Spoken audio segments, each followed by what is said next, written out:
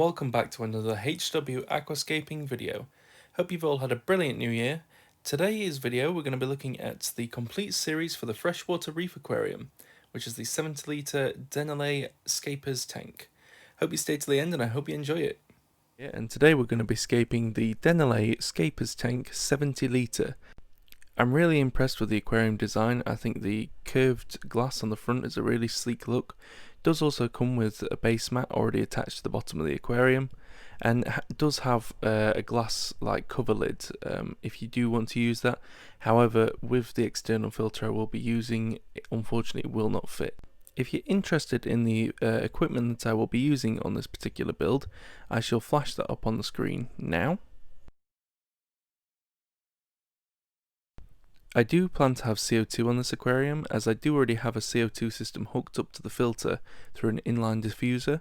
However, the LED does not have a timer built into it, so therefore I didn't want to risk having the CO2 on and me not being in the house and gassing the fish out basically. So I will get a new LED. I'm hoping to get a twin star RGB LED for this aquarium, which will hopefully make the colours look a lot better on the tank, as well as giving the plants everything they need. Unfortunately though, every online supplier that I have found, they all seem to be sold out of twin star LEDs, so I've got a few on waiting list, so as soon as I get that notification I will get that ordered, get it on the tank, and then we'll see what it looks like in comparison. So let's get on with the build, shall we? So in true HW-Aquascaping style, look how many rocks I've got. This is like probably twice as many as I had for the previous scape, so as I always say, it's always a good bit of advice to, whenever you go to an aquascaping store or just a fish shop in general, they'll always have some kind of hardscape area.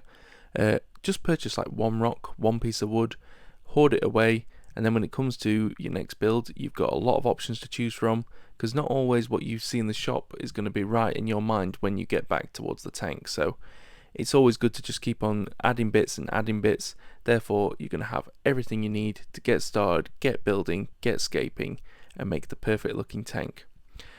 The scape I'm going to try and do today is basically doing a similar scape to what a fellow YouTuber by the name of MD Fish Tanks, probably have heard of him more than you've heard of me, but basically he did something called the Freshwater Reef Aquarium, and that is what I'm hoping to do my own version of today.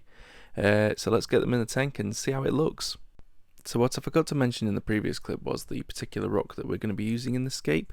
It is grey mountain rock. Now I'm not entirely sure if that's classed as Sirio stone still, but they all look very similar, but basically it's just got a really nice strata to it, which gives it really nice detailing in the aquarium.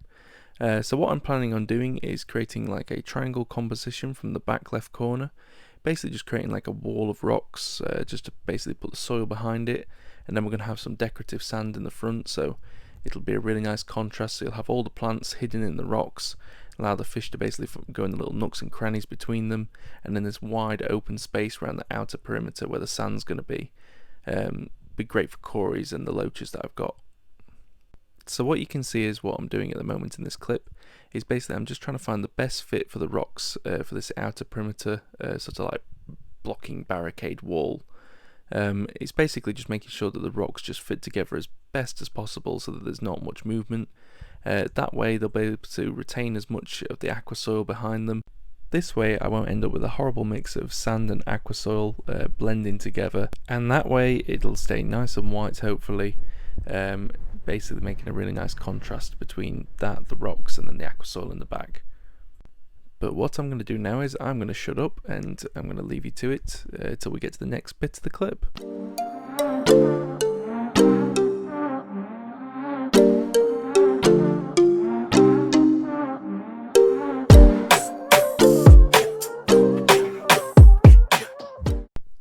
So what I'm doing here is an old aquascaping trick where basically you can use filter floss to basically plug any holes between your retaining wall and where your sand is going to be, just to basically stop all your aqua soil leaching through and creating a mess basically. So basically just compress all these bits of filter floss into the holes, and that will stop any aqua soil falling through.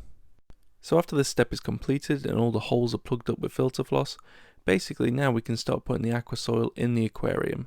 I'm going to be using some of the JBL Pro Flora range of soil, as well as some of the shrimp soil that I had left over from the previous bonsai scape.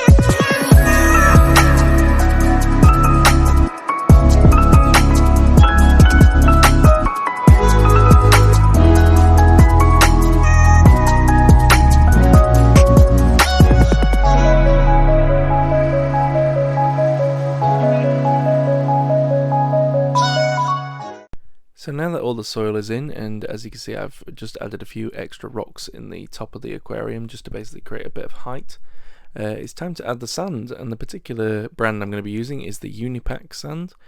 All this is just white silica sand. It's not quartz based or anything, it's just basically white sand.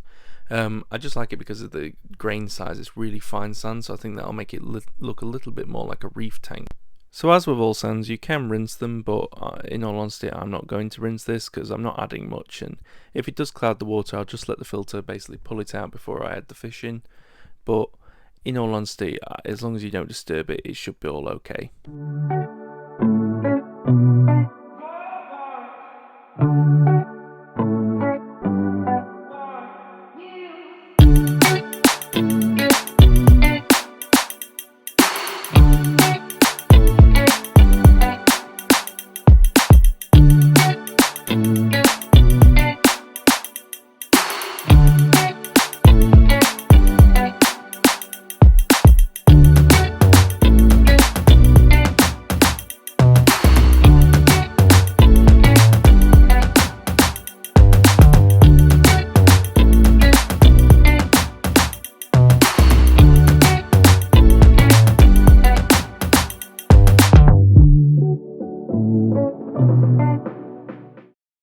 And now it's time to add some decorative pebbles and rocks basically on top of the sand to create a nice contrast from the sand to the retaining wall that is basically stopping the aqua soil.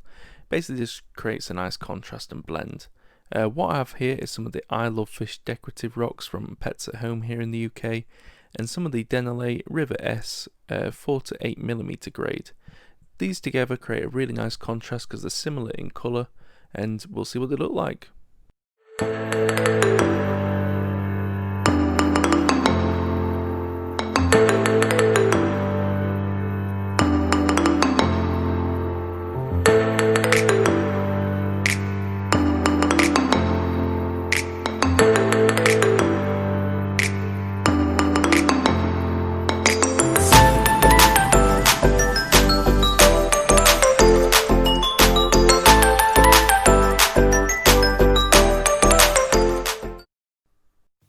So that is the hardscape complete. The next step is to put the plants in, and I've got a huge variety to choose from.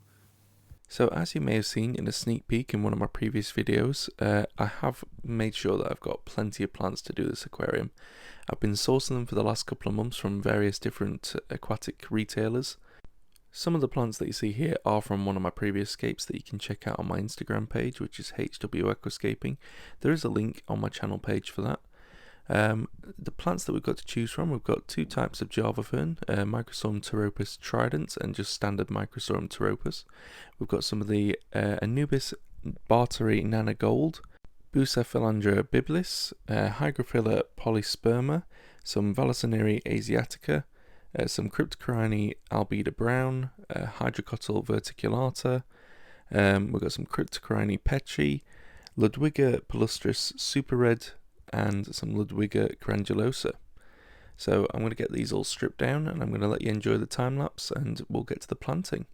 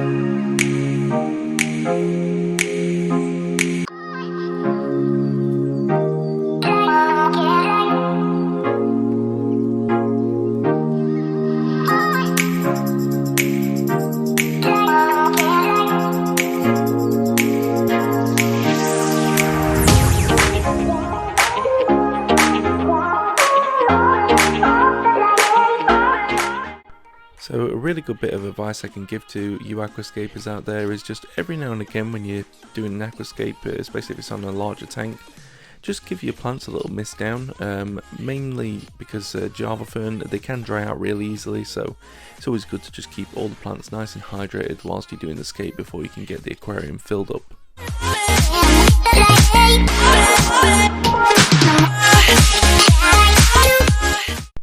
And there we are, guys, the scape is complete. Plants are all in, water's filled up, it is looking great.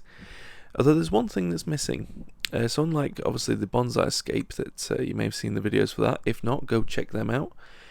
This tank does actually have some fish to go in it, and I think it's only right that we put those in. So let me go and grab them, and we'll start acclimatizing them in there. First to go in, I've got a bunch load of cherry shrimp. And here are the shrimp. They are all cherry shrimp, but they're not all red cherries. We've got oranges, we've got greens, we've got blues, we've got blacks, we've got browns, we've got clears. Real assortment of colours, and it should add some nice contrast to the tank, so let's get them in.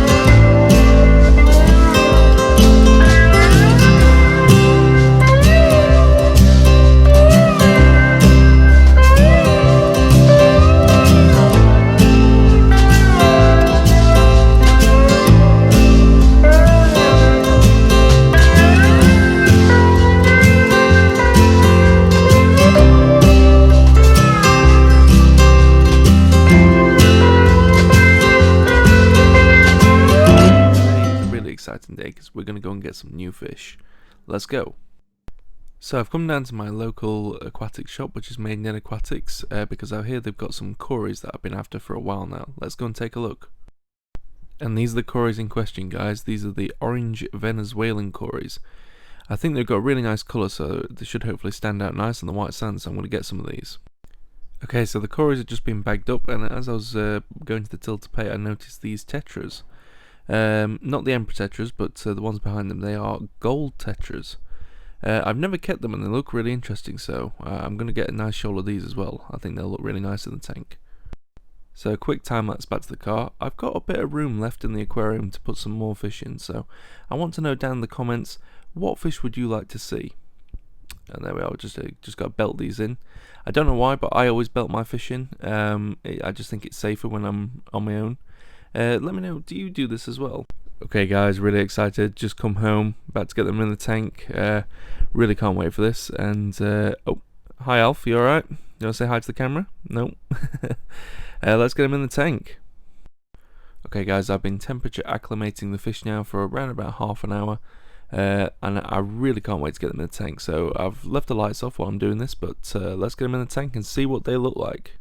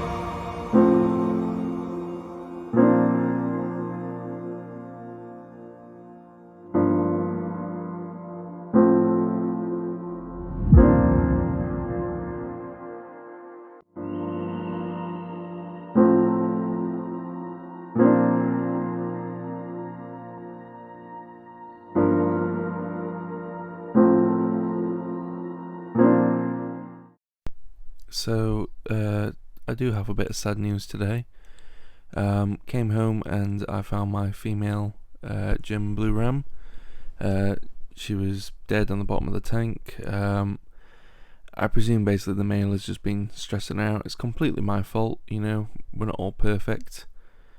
But it's a learning curve, and I'll basically learn from my mistakes on this. Is that maybe if my male is getting a bit aggressive, I should separate them. So the oil pond solutions light that I was currently running on the tank was only supposed to be a temporary fix until I could get one of these, which is a Twin Star 450C purchased from Scape Nature, and a timer switch which allows me to basically control when the light comes on, as well as the intensity of the light, which that was purchased from Horizon Aquatics. I've got it plugged on right now, so this is actually my All Pond Solutions PLED LED that I have on at the moment. As you can see, it's quite a bright white light, but we'll do a comparison, so we'll just turn that off right now. And there is the Twin Star. So as you can see, the difference between these LED lights is mainly the red coloration there, because it's RGB. You notice that the reds pop a lot more. It may seem a little bit duller, but the plants overall will look a lot better, especially when they start growing in. And because I've got the timer switch, it now means that I can actually put my CO2 on the aquarium, which I'm really excited to do, because it means the plants are going to start looking a lot better than they have been over the past couple of weeks.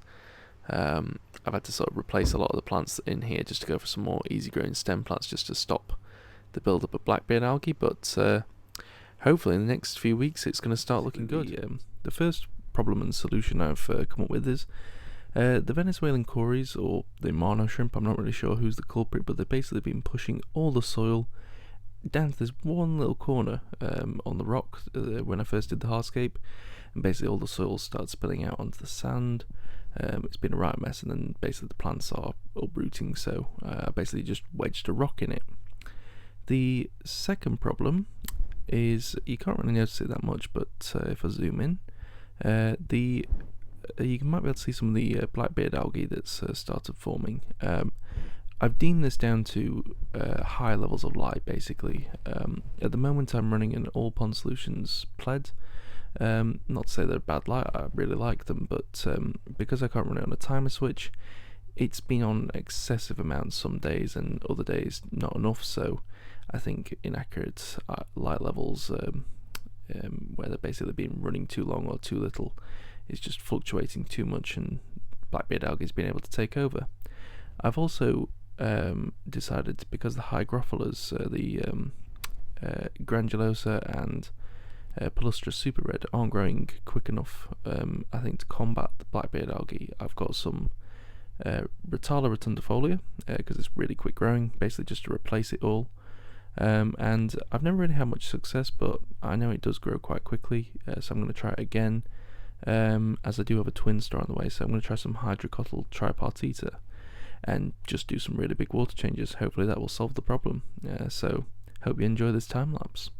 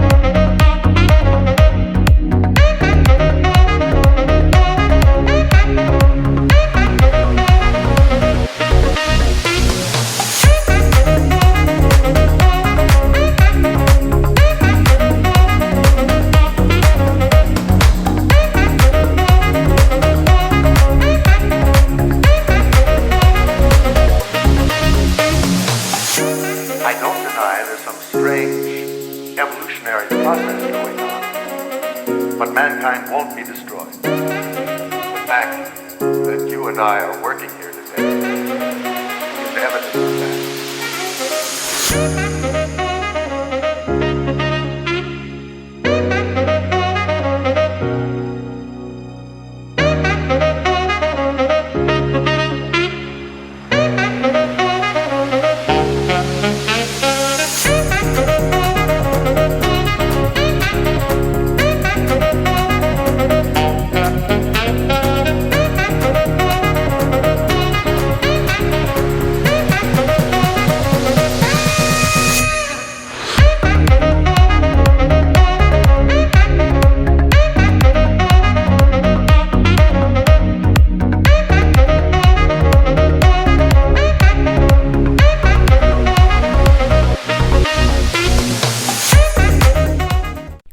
So I was looking at the tank after I'd done all these big water changes, and I just thought, you know, I think I've got enough room for some more shoals of fish. It's just looking a little bit empty, that's all. So I've come down to my local fish shop, which is Main Dead Aquatics, and I'm going to buy some black neons and some lemon tetras, as you can see here. I just think they're all, you know, classic fish. There's nothing wrong with that. and I've always been a fan, so let's get them bagged up back in the tank. I'll see you in a minute.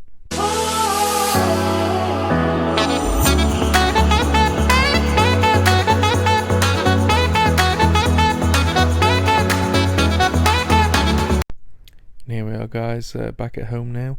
These are the lemon tetras. Decided to purchase 12 of these because they were quite decent size, some of them in the tank, so I thought may as well keep all them together. And I've got 6 black neon tetras. I think these are going to make a really good addition to the scape, so just going to let these guys acclimatise, and then we'll get them in the tank. Oh, and I also forgot to say, I've just had these arrive from Scaped Nature. Really nice red tiger lotuses, but I haven't just got one, I have got 2 of them. There was only 2 left in stock, so I decided to just purchase both of them, as well as some other goodies that I will disclose to you in another video. I'm keeping these ones close to my chest because some exciting projects coming ahead, so stay tuned for videos on all those. But I'm going to get these planted in just whilst the fish are acclimatizing, so I shall show you what they look like in a second.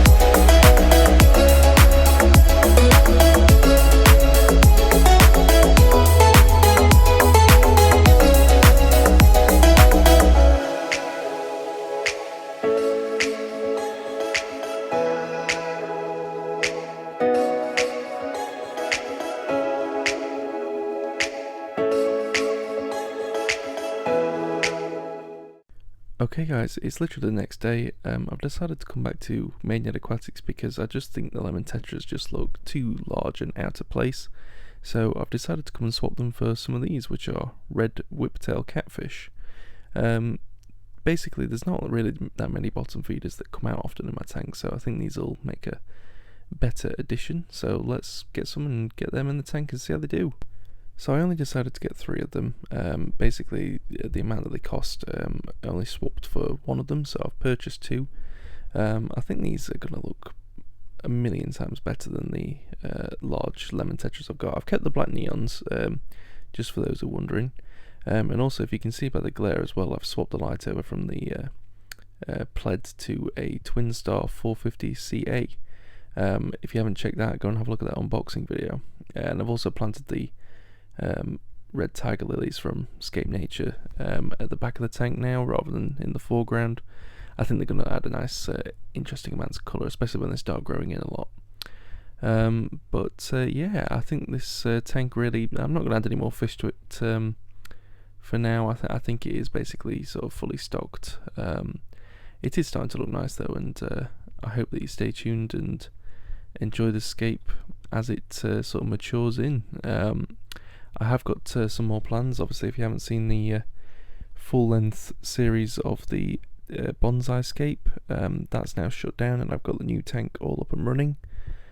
So I'll send some sneak peeks of that on my Instagram page, so go and subscribe to that if you haven't already. So this is my current setup, which is the Awase Filter Smart 100. It is the non-thermo version, but basically I swapped this to a new filter, which is the JBL filter you'll see in a second, just because I wanted that little bit more oomph. And the filter is a nano filter, it is made for smaller tanks, but I think 70 litres might just be cutting it. So the filter that I swapped to was the JBL Crystal Pro V 902E with the ProTemp 300, but less said about those the better, because about 3 weeks I swapped it to the Biomaster Thermo 350 by Awase, and I've been using this now for probably about a month, and I'm really happy with it. Genuinely is one of the best filters. You can see why Awase is leading the charge in aquarium brands. It's just a brilliant filter, and I do highly recommend them to anyone that is wanting to set up a planted aquarium. That sort of click out, easy clean pre-filter is just really easy to use, makes cleaning a lot easier, and yeah, it's just a really nice quiet filter. Can't fault it whatsoever at present.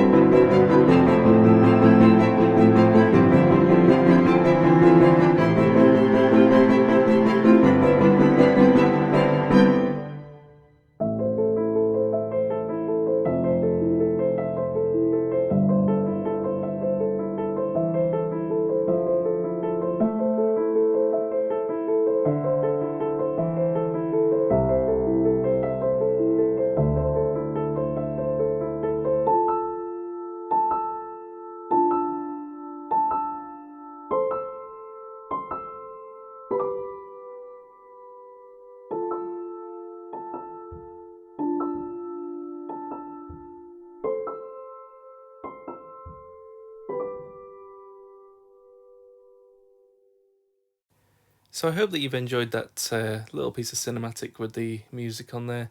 Sort of really does show how this scape has evolved and changed over the time that it's been set up. I mean, this tank has been up and running since July of 2020, so at the point of me sort of editing and filming this, it's just sort of coming up to its 6 months since I set it up, and yeah, it's changed a lot. I mean, the stocking of fish has changed, the plants have changed, plants have changed position. As you've probably seen from the first plants that I put in, there's quite a lot different already in here. And yeah, that's kind of what I love about the aquarium hobby, is that yeah, you can set a tank up with a sort of goal in mind, but over time things will just change and evolve naturally, really, to a point that they take the shape that they want rather than sort of you wanting them to be, which I quite like. I like how things when you go to a shop will just pop out to you and you like, I've got to have that in the tank, or that plant's really nice. You know what? I'm going to take this out and put that plant in. It just I like that. Um, but yeah, I know some of you out there might think, oh, it's such a shame to take down this really lush growth in the aquarium and destroy it all essentially. But it's not my style. I like to sort of run a tank for 6 or 7 months and then try something new. If I'm not happy with the tank, I'll definitely try that first. Like keep it for a bit, see how I can evolve it. If I'm not happy, I'll just take it apart and do something new. Whereas with this one, as much as I am happy with it, and I do like how it's becoming into a really nice scape, I think I can do better personally, and I think that's what this hobby's all about. Is evolving your skill as an aquascaper by trying something for a little bit and then rescaping, because at the point I am limited on space, so I can only have the 3 tanks that I've got at the minute.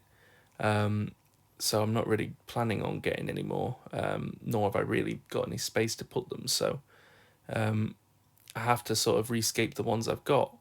And yeah, I'm looking forward to the plans that I've got for the new scape. I mean, I'll give you a small hint on what my plans are, which is literally 2 factors.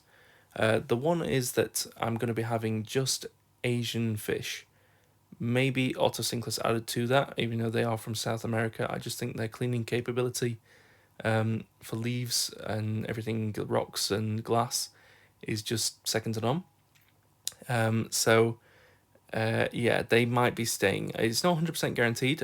If I can find something in a shop that'll do the same job just as well, then I'll keep them. I'll get that and keep something else. But yeah, the other fish in here, that they'll be rehomed to either friends, or I'll be taking them back to an aquatic shop. I haven't decided just yet. But yeah, pretty much the majority of the fish that are in this tank are going to be moved on. I think the only ones that I'm planning on keeping, just because I like them so much, is the blue Danios that are up on the top now. Even though they don't look that much blue, they kind of only look blue when you're really staring at them. But the problem is getting them on camera is definitely a struggle. So yeah, it takes me a long time to try and film them, which is why I don't generally show them. But yeah, no. My second thing that is definitely happening for this tank, I can't say when I'm going to get them, but I'm going to be keeping a specific type of gourami, and that is it. I will not tell you what gourami is going in there, just because I want to keep it a surprise. So make sure that you are subscribed. That way you will find out when I upload a new video. So I would like to thank you very much for if you stayed this long, or for watching all the videos of the Freshwater Reef Aquarium. Hope you've enjoyed it. I will catch you in the next one. Please be sure to like, comment and subscribe, as well as hit the bell so you know when I've uploaded a new video. See you later, guys. Have a good one. Stay safe. Goodbye.